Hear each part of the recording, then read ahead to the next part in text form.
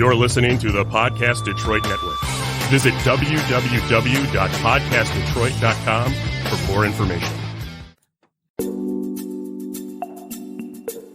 Welcome to Smart Sex, Smart Love, where talking about sex goes beyond the taboos and talking about love goes beyond the honeymoon. I'm Dr. Joe Kort. Thanks for tuning in.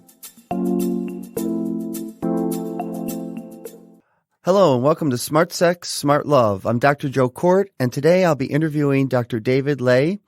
David Ley is a licensed psychologist and internationally recognized expert on issues related to sexuality, pornography, and mental health.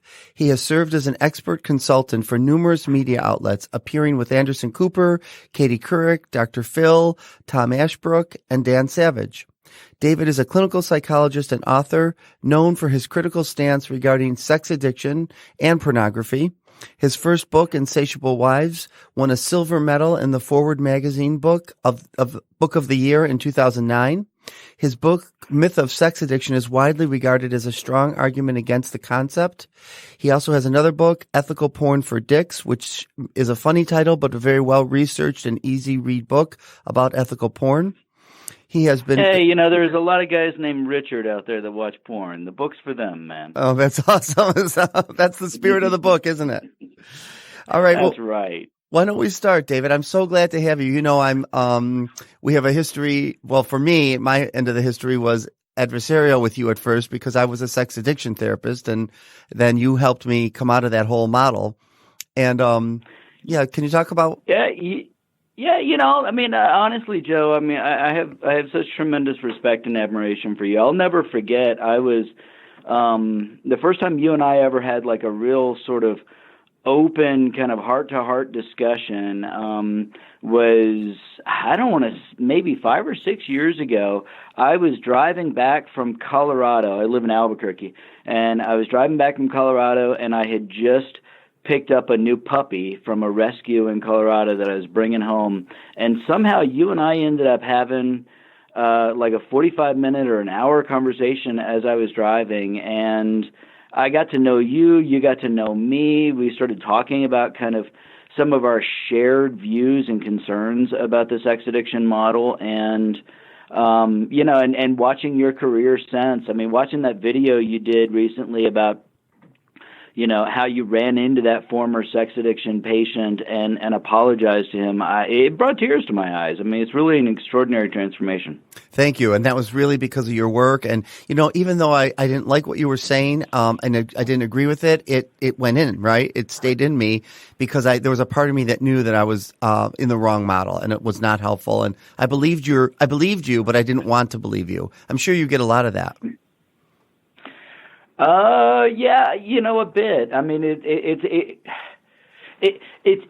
What is interesting is that, because as I've approached this, when I first started writing against the kind of concept of sex addiction, I went at it in a very, academic kind of scholarly way. And I was surprised when I got such, vitriolic backlash, when I got such anger, when I started getting death threats, when I was getting, threats of lawsuit from sex addiction therapists and such, just because I was, challenging the validity of the model. And I didn't realize just how deeply embedded the model was in their identity. And as I realized that, I had to kind of shift some of my approach. And so I started, telling more narratives. I started telling more stories and examples of patients that I'd worked with who identified as sex addicts. But the issue wasn't sex addiction. The issue wasn't even sex. It was these other issues that were going unexamined. And as we uncovered and addressed those issues, sexual self-control increased. And then I also started, being more of a person myself. I started, engaging more, identifying me as the vehicle by which this dialogue was kind of happening. And it started changing. People like you that had been within the industry that had some reservations and questions started seeing me not as the devil, but as just a guy who they could talk to. And now I have all of these amazing friends like you, Josh Grubb, Sam Perry, Tony Steicher, so many of these people who were in the sex addiction industry and have now left because they realized that, like you, that the model was about shame around sexuality, and that we didn't have to feel that shame. Right.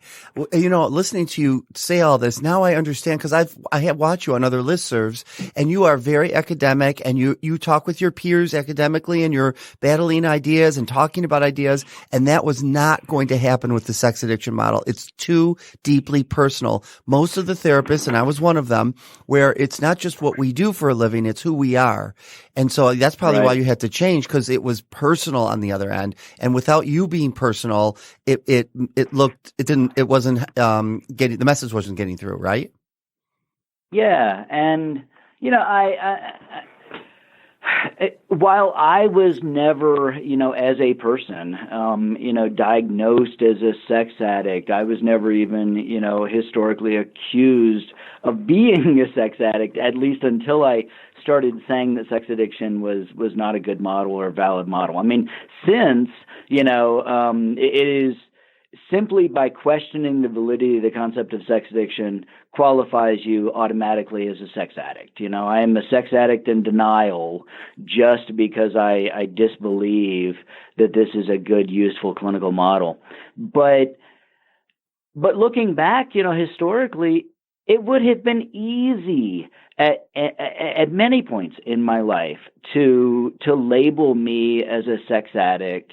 And in a lot of ways, I was just lucky that I never ended up in that kind of situation. But as I realized that, and also as I realized how much fear was driving this stuff, as I realized, hearing people like you talk, and patients that I've worked with who, during the 1980s, as the AIDS crisis was hitting, and they were just terrified that the things they wanted to do sexually could result in, AIDS and death for them and their loved ones. And the idea that sex was an addiction, kind of gave a little bit of an answer, and at least it gave you this kind of group that you could go to and talk to about how you were trying to control your sexuality. I get where that fear and shame about your sexual desires could be so painful, and that the idea of sex addiction at least gave a little bit of an answer. But I think the remarkable thing now is that we've grown beyond, and the research that we've gotten just in the past 5 or 6 years is extraordinary now in really helping us to understand those things that underlie, that subjective feeling of sexual self-control difficulties, the feeling that I don't know if I can control these sexual desires, and I'm afraid of what happens if I don't. Yes. That we're understanding that more, and I think the more we understand it, the more we can actually help the people who are suffering, rather than just telling them, oh, you need to not do that. So let me ask you something, though. So listeners are going to be hearing this and going, well, if it's not sex addiction, then what the hell is it?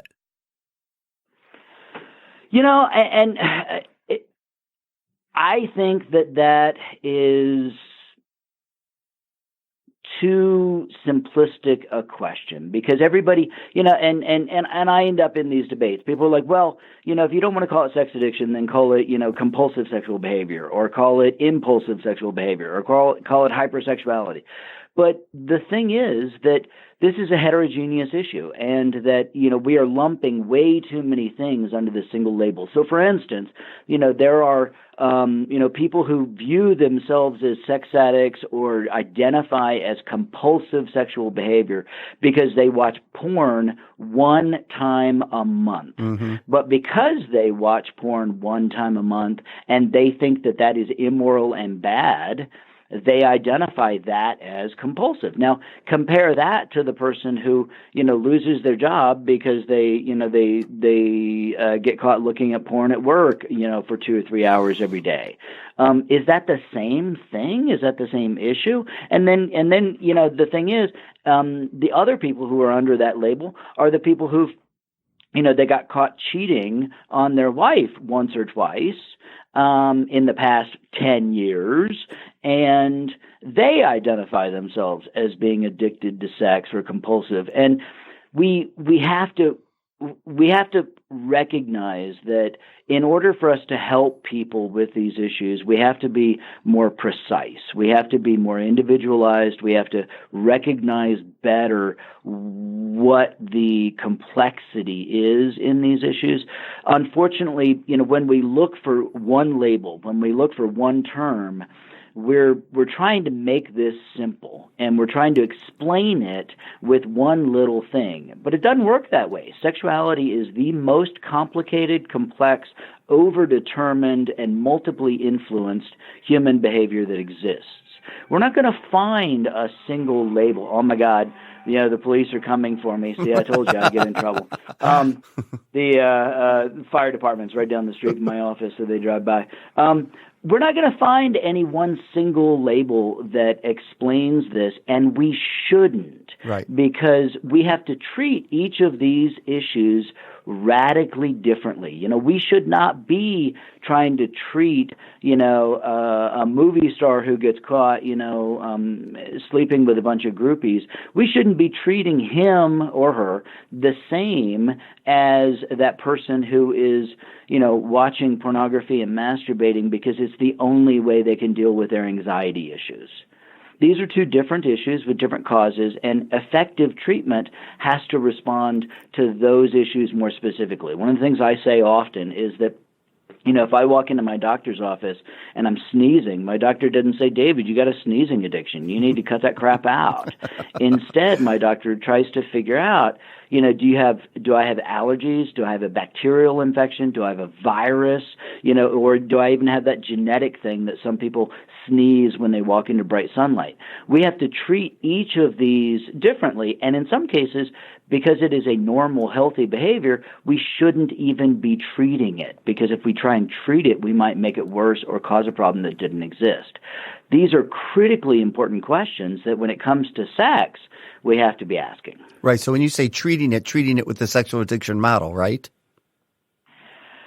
Not necessarily. I mean, I think the sex addiction model, I think, is the model that is most well known. But, for instance, a man comes to me and, he is struggling in his relationship because, he's wanting to be sexual with other men and gets caught looking at porn at work, and, it's gay porn. And I ask him, "Well, why are you watching gay porn at work, dude?" And he says, "Well, I can't watch it at home." And the issue is this guy is bisexual, but his wife and their heterosexual relationship and their pastor, can't accept that he is bisexual. And so they try to make that bisexuality or those bisexual desires go away. This is a normative and healthy aspect of his sexuality that we are treating, and it doesn't matter how we treat it. It's like taking a person who has a healthy limb and amputating it. Mm-hmm. We should not be using medicine to treat or suppress healthy behaviors. Now, does that couple need help? Sure they do. Does that guy need help to better understand his sexual desires? Absolutely. There's this remarkable research just recently from Australia that showed that bisexuals are at greater risk for mental health issues and suicide when they have internalized homophobia and when they are married to a heterosexual. Because both of those things mean that this normal, healthy aspect of their sexuality is being shamed and suppressed and identified as something that must be fought. And that causes pain. Doug Barnharvey and Michael Vigorito talk about this, very effectively. And, we have to start identifying, what is healthy sexuality. And when something is healthy, even if it is causing problems, we shouldn't be medically treating it. Now, there can be assistance that we can offer to help that, for instance, to help that bisexual person learn how to accept those issues in themselves and maybe negotiate and communicate them to their partner, which is a wonderful issue to work through, but it's not a freaking illness, and it's not, it's not a disease. Right, I agree. I think with my sex addiction hat on, because when I was a sex addiction therapist, what I was trained to believe and know is that there are drivers to the sex addiction. Untreated sexual trauma, bipolar disorder, depression, anxiety. Actually, I remember there was a Carnes stat that said 97% of people who are sex addicts have been sexually abused. And what I used to say then, which started me rethinking everything, is maybe they're just sexually abused, and that's what we're treating. You treat that. Maybe they're just somebody that has their shame around their sexuality. You just treat that instead of moving to another label, a pathologizing label. Mm-hmm. Can you just treat what it really is? That seems to be what the intervention should be.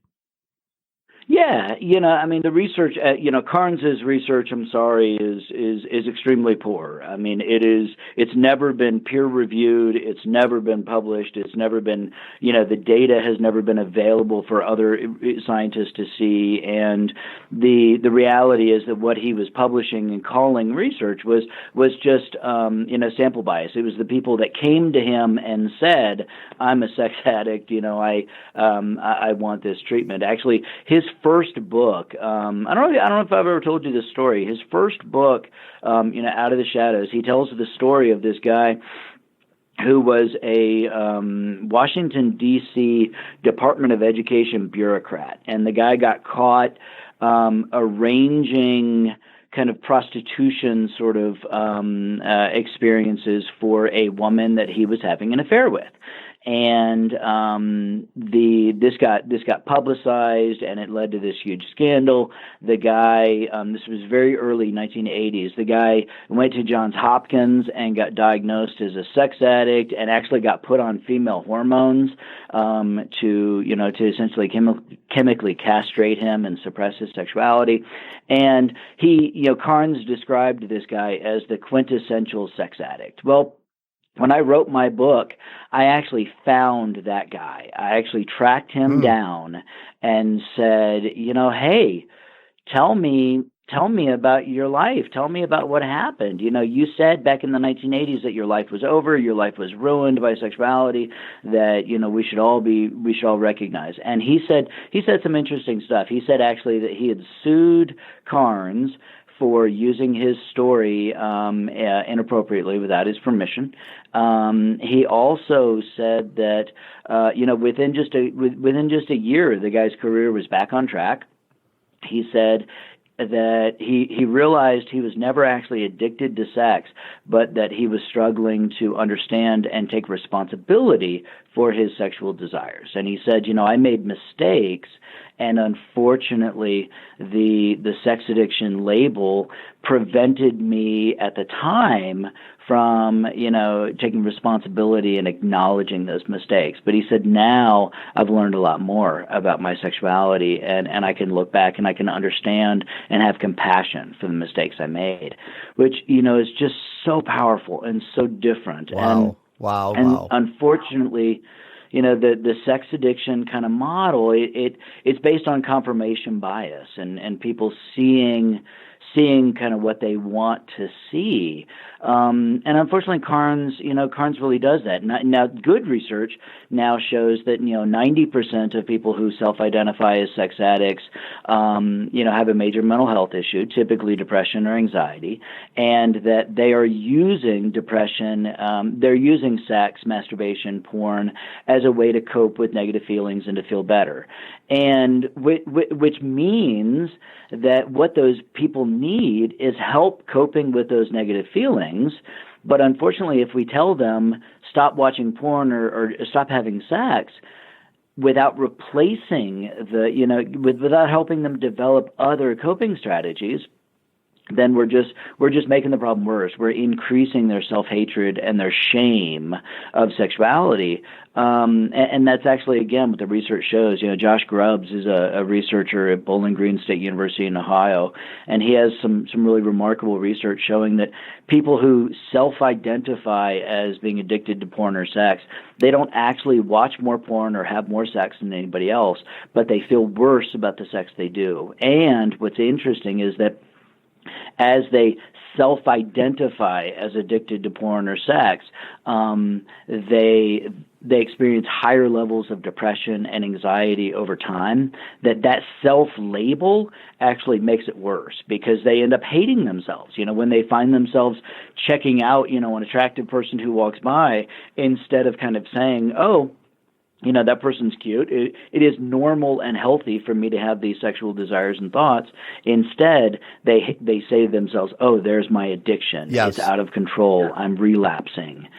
And they hate themselves. And, the research is clear. The more you fight these internal thoughts, the more you try to make thoughts of sex go away, the stronger they get.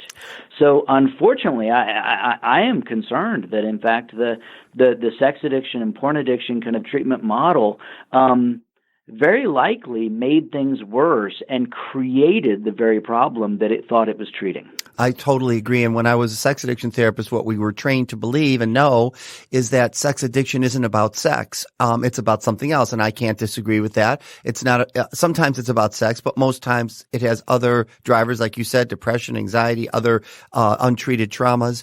But then the recovery was also not about sex. And that was problematic because how do you, it's like trauma therapists will say, well, your natural sexuality will surface once the trauma heals. It's such bullshit. It doesn't happen like that. You have to teach yourself how and be taught what's healthy sexuality is for you. And that's not what the model does.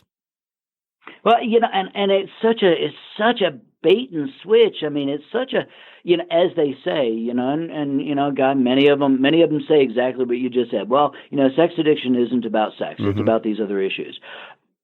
Okay, then live and treat in that way. But they say that, and then what do? They turn around and treat the sex. Yes. They are so hyper-focused on, when the patient comes in, they don't ask them, so how are you doing on your depression? They ask them, have you relapsed? Have you had the kind of sex that you're not supposed to have? Well, if it's not about the sex, then let's fucking stop talking about it. Yes. Right. And pathologizing it. And what Brian Harvey calls giving people erotic ectomies, right? Trying to take it away. Like you said, losing a limb. Like, it's nothing to lose. It's how do you negotiate and have a better relationship with your erotic self? And, one of the things I will say, I noticed a post that you just made a little while ago today about, you're taking better care of your beard and wearing, the clothes you're wearing. And I've noticed over the time I've known you, I've noticed you, getting more comfortable in your masculinity. And I think it's beautiful. I think it's so powerful because the sex addiction model is really deeply rooted in this rejection of many aspects of male sexuality, identifying masturbation, identifying casual sex, identifying, sex for recreation, all of the things that are identified as being addictive sexuality just so happen to be aspects of sexuality that are more common in men. Yes. And I think that, what we need is more men who are standing up as healthy role models for what healthy masculine sexuality looks like. And that doesn't necessarily mean that they are, erotically neutral. But we have to find a way where men are allowed to be sexual in this self-determined way. And, Will Smith is one of the guys I look at who, he and his wife, have rejected the idea of monogamy in their relationship, and they are working through how they negotiated that in their relationship. And, so that if he gets caught, having sex with another woman, well, he's not cheating. They worked it out. He's not going to call himself a sex addict. Right. Right. because it's been negotiated. I don't know if you remember. Who was the lead singer of Wham? George Michael. Was that George Michael? Mm-hmm. Okay, so George Michael. I don't know if you remember this. George Michael.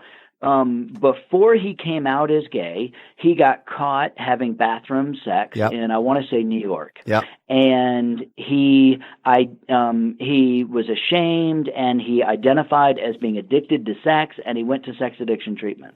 But then over the next few years, he came out as gay, and then I want to say 5 or 6 years later, he got caught again having bathroom sex in England. But this time, instead of being ashamed and identifying as sex addict, he pushed back at the reporters and journalists and people that were attacking him, and he said, look, this kind of sexual behavior is part of gay culture. I am not doing anything unhealthy. You guys can just fuck off. I love that.